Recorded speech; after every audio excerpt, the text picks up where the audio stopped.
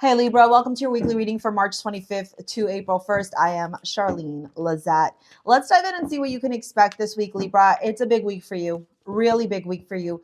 On March 25th, we have the full moon lunar eclipse in your sign.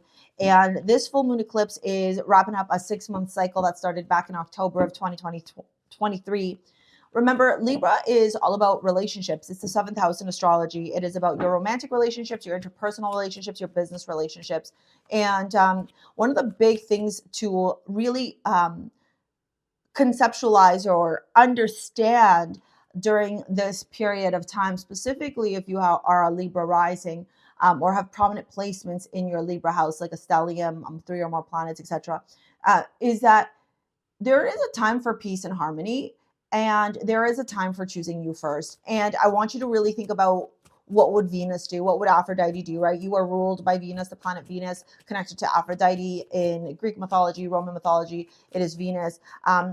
She is me first. That's her vibe. Her vibe is me first. And I think sometimes, you know, for you, because you love keeping the peace and you like being able to make everyone happy, I want to ask you, like, when do you make you happy?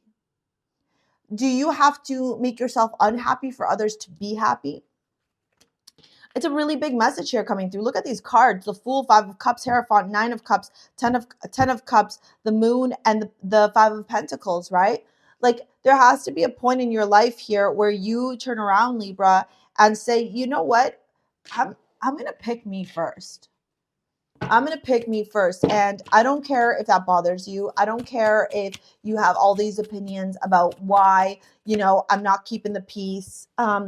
This whole period of time for you, Libra, is about understanding truly how much you deserve love, how much you deserve happiness, how much you deserve joy, self-respect, and, everything else in between.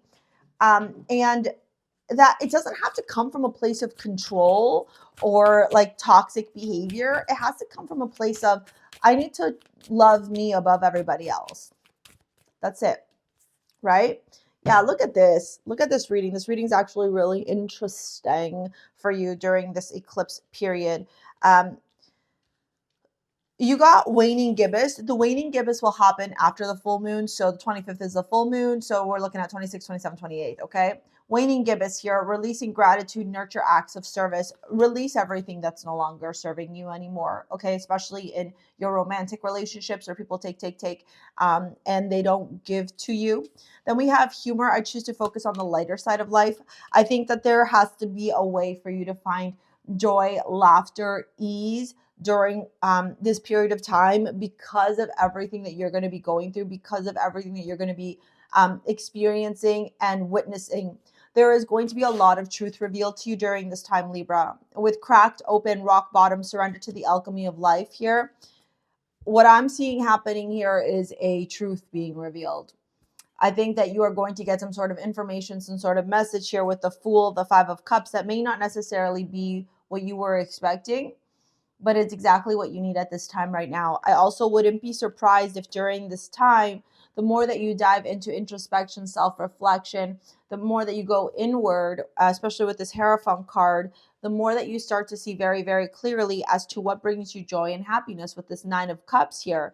It's almost like, I feel like you've been so focused, or maybe were pressured to, or asked to, or expected to create and cultivate such a life for others that you never really got an opportunity to stop and be like, is this the life I want for me? And that's a big, big message here with that 10 of Cups. What is your 10 of Cups, Libra? What is your 10 of Cups? And if you don't have it now, what do you need to do? What steps do you need to take to get to that, to call that in, to bring that into your life, to experience that for yourself? The Moon and the 5 of Pentacles here. To me, when I see this card, I do feel like a lot of stuff's going to be revealed. Eclipse season tends to reveal the shadow aspects of the self, the suppressed, repressed parts of the self. And I think what's actually happening here when I look at your entire spread is like a moment when you're like, huh, it makes sense now. Now all of this other shit makes sense, a big revelation, a big aha moment, if you will. And, I don't think it's bad. I do think that It's something that you have been internalizing, processing for quite some time, and now you're like at the realization point of it. With Sana being your amulet as well, I do feel like a lot of you are going to be in this place of working on healing your heart chakra and focusing on you, right? Like, when was the last time you got clear as to whether or not you felt freedom, fulfillment, clarity, happiness in your life? If I said to you, are you truly free in your life? Are you truly fulfilled in your life? And the answer is no. My question to you would be, why not? And what do you need to do? And do you need help, right? Do you need to take a course? Do you need to work with someone one-on-one? Do you need to read some books? Do you need to carve out some time in your schedule for you? Those would be the questions I would be asking if we were hanging out together. Let's dive into your love reading here. If you want to work together with me in any capacity, pick up your Amulet Sana or take any of my courses, book a session with me. It's all in the description box below, all right? We have playfulness here. Past life relationship and reconciliation. Yeah, so it looks like somebody from your past may be coming back into your life here. Blast from the past is a very typical thing during eclipse season and also during Mercury retrograde. Playful energy here with the Six of Pentacles. Yeah, past life relationship, Four of Wands, and reconciliation. High Priestess.